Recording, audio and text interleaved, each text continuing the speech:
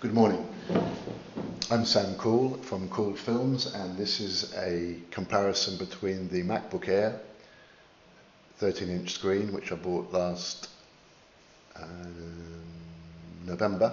It's the i5 processor, 120 gig, and it's a very fast, quick little machine.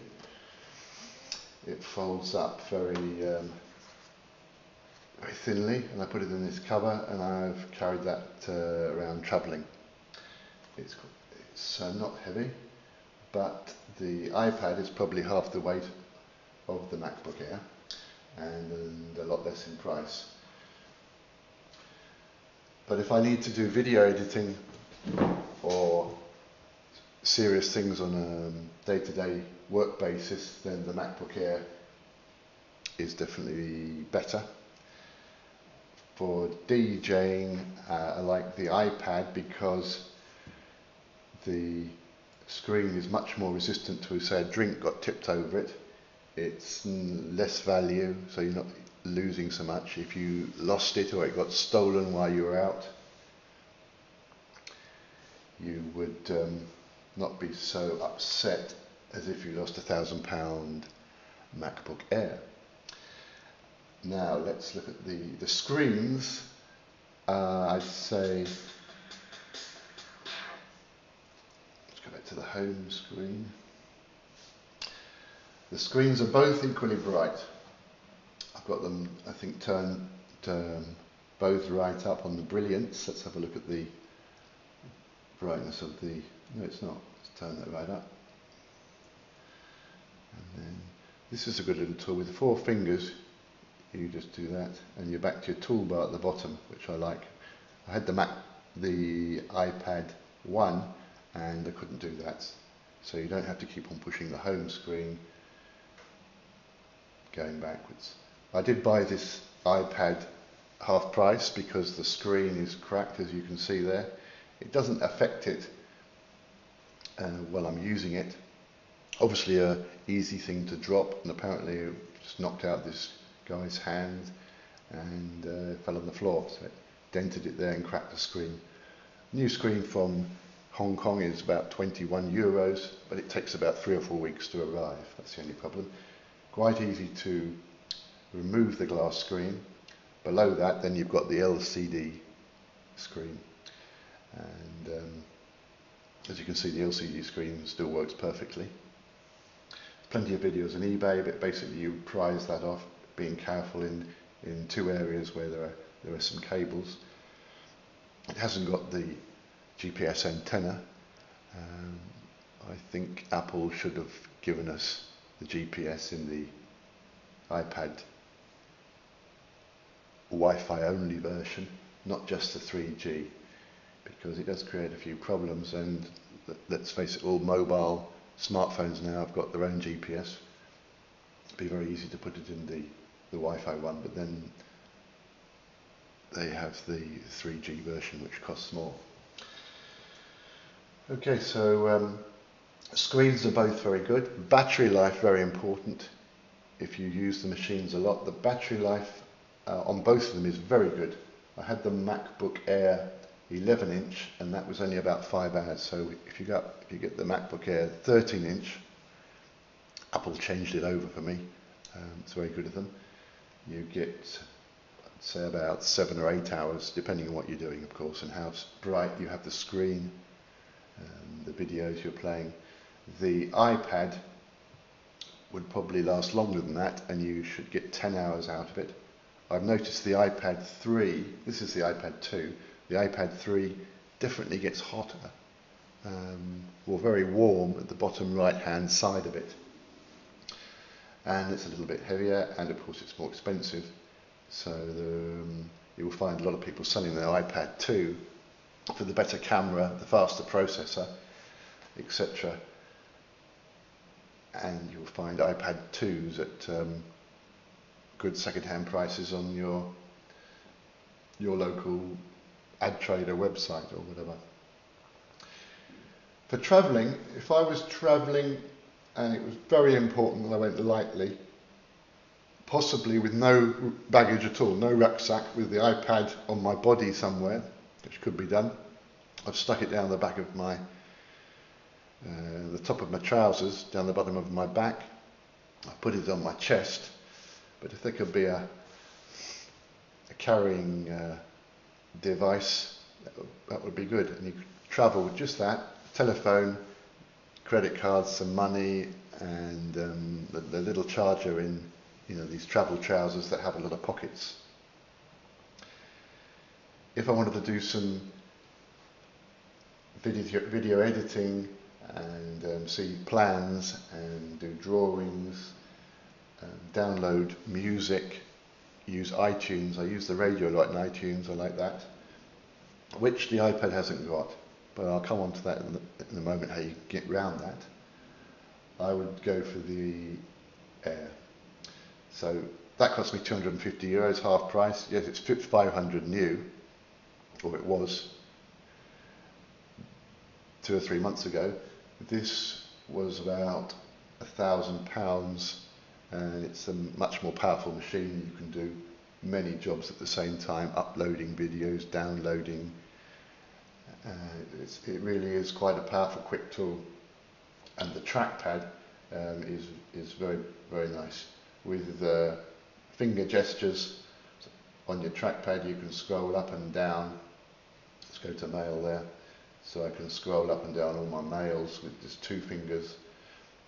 If I use 3 fingers, I can go like that. Where's it going? No, sorry. And then if I go 4 fingers, I go into that.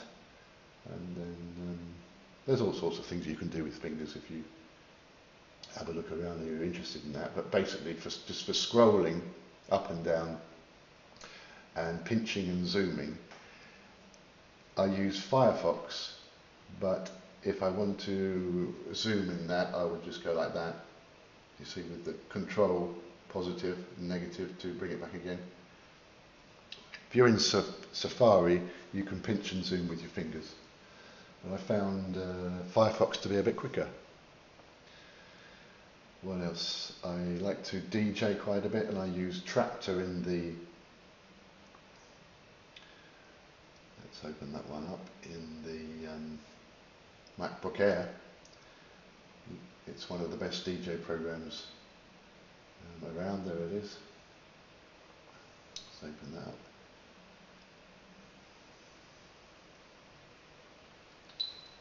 There we are, Tractor. You've got as many aids and accessories that I suppose you could want, and I don't know honestly how to use them all yet, but you can add your tunes on one side and mix them into the other side. So you could have, say, salsa on one side, bachata on the other. When one finishes it, we can do it automatically. Excuse me. You can access easily your iTunes library. The good program I found I've tried several with the iPad, is called Algorithm. This is it. Now, I told you earlier on that you didn't have iTunes in the iPad. If you click on that plus sign to the left of the record there, you can go into your iTunes. It's a more basic version of iTunes. There isn't the radio there, but I can go to my favourites, electronic, or I can go to favourites in salsa. I can go to my 25 songs that I've heard the most. I can go to all the music. I can put in genres, which is styles. Say put in salsa, and up comes all my salsa there, you see. So say I picked that one by Ruben Blades, puts it there, it's analysing it, and starts playing it now. So if I want to mix that, say, with a bachata, if someone comes up to me and says, yeah, put me a bachata please, or kizomba, or some house, or some rumbas, or opera, whatever you like. Click on that, go to there, go to bachata, and there's all my bachata.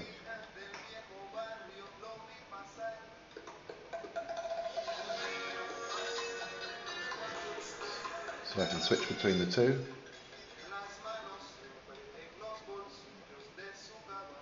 And I can start that one up and move across. So that's very good. The good thing about an iPad to play music at a party or a fiesta is that you've just got a glass screen. So if a drink went over that, it shouldn't be much of a problem. Probably need to dry it off around the edges quickly, but you should be okay. If the drink went over the keyboard on the MacBook Air, it would certainly penetrate the keyboard there, go through the lights and probably kill the laptop. You can get a silicon keypad protector, which I've got 2 of, but the new MacBook Air, the keypad is slightly raised now, so it's almost touching the screen when you fold it down. But if you put the keypad protector on, you can't close the screen, but that's not too much of a problem. Just carry it with you and put it on when you need it. But for €250 or £1,000, it's obviously a lot less money, and if you lost it or it was stolen from you or went missing, it wouldn't matter too much. You could just get another one. But if you lost that, it would hurt a lot more. So I tend to use this now, apart from say travelling off for 2 weeks to an island, like the last one I went to was Fuerteventura, and I did videos there. You'll see on my YouTube site there where this video is. I used iMovie and I edited it all in here. So I put videos together, put titles in, effects and music to make it more interesting, and cut out all the rubbish. If I was using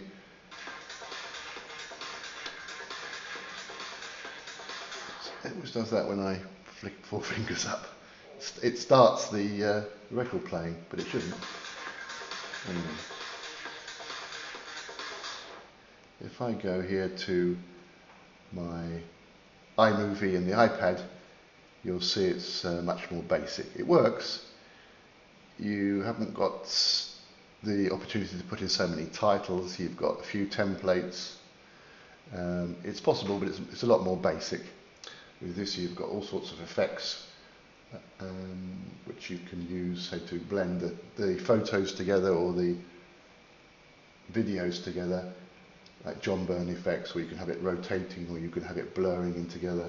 It's endless with iMovie. It's a very, very good program. I used to use Movie Maker in Windows, but it used to crash a lot for me, so that could be quite annoying if you spent a long time making a video and it crashed on you and you lost everything. Not always, it did sometimes, especially near the end when I was putting in the final touches or the music. I've got Word here, which I use a lot. Everyone uses Word, so if I send a document, I often send it with some photos in it. I've got round that here with Pages in the iPad, so you've got your documents there, and then you could email them, and it says Word, so I'm emailing it as a Word document. So there it is, ready to go, and that's accessing all my addresses there.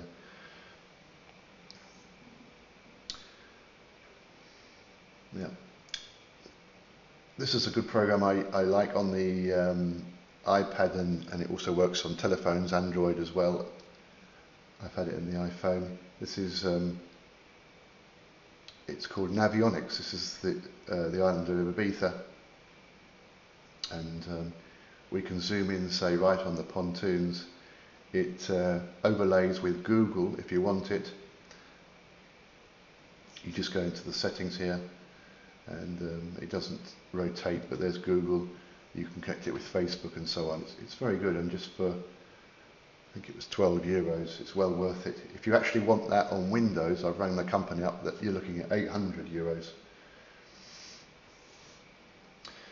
So this program doesn't actually work in the iPad. So if I was out at sea, I would be using this more, and it would put my position with the GPS. Although it doesn't actually have a GPS. I have to connect to the telephone or an external GPS. I criticise Apple for that, and I think they should give us GPS in the iPad Wi-Fi only. Because let's face it, it's in all telephones now. I've got a Samsung Galaxy S2, which I'm filming this with, and I'll be doing a comparison with that and other devices later on. So overall, which would I use and which would I travel with? I think if I was going to travel next time, I'd probably just take the iPad, because it has got a lot better, and all these programs are working well together with the maps and the battery life. I like this little scroll screen. I bought that on eBay for 13 euros, I think. I would probably take the iPad, but if I needed to do some work there, edit some websites, make some movies, and DJ at maybe a larger event, I'd use Tractor. Difficult. They're both very good. The MacBook Air is called a MacBook Air because it's light. They're both beautifully made and thin. On the iPad as well, it's got a lovely case, which I think a lot of phone manufacturers could learn from that. If they just spend a bit more money on a bigger battery, maybe a bit more weight, and give it a nice hard metal case. Steel would be nice, or carbon fibre, but we've got to carry them around with us, and it's nice to carry something around that's beautiful. There's probably a lot more things I could go into in detail. They all have, say, these settings in. They're both Apple, and they both interact very well. Say with iTunes, for my, I could make a playlist, and it would come up on there. iCloud, it's all very interactive, with the iPhone as well. So for the money, and if I wanted to travel extremely lightly without any bags, I'd go for the iPad. If I needed to sit down and do some work when I was there, not just be running around an island in a hire car, I would probably take the MacBook Air. Although I've taken both. Now when I go out in the evenings here, or go out during the day, I tend to leave this at home, stored away somewhere safely, and just take the iPad. It goes in a rucksack. I don't worry about it too much. It only costs 250 euros. A new one's 400. This, if you lost it or it was stolen, if it wasn't forcibly stolen from you, you'd probably find you wouldn't be insured. If you left it by accident, you had a few drinks, or you were occupied, easy to do, you'd be more upset losing that. So probably for travelling, I would use that, and if I wanted to work while I was travelling with video editing, I'd use the MacBook Air. Both very good machines, love them both. Battery life is a bit better on the iPad than this, but going from what laptops used to be a couple of years ago to from 2, 3, 4 hours up to say 8 and 9 hours, and more than 10 I think on that. You open them both, they both come on.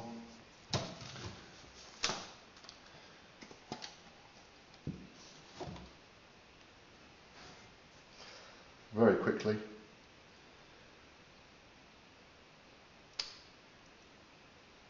The choice is yours, but for the money, the iPad, and for more serious work and emails, photos as well, with iPhoto, I would take the MacBook Air.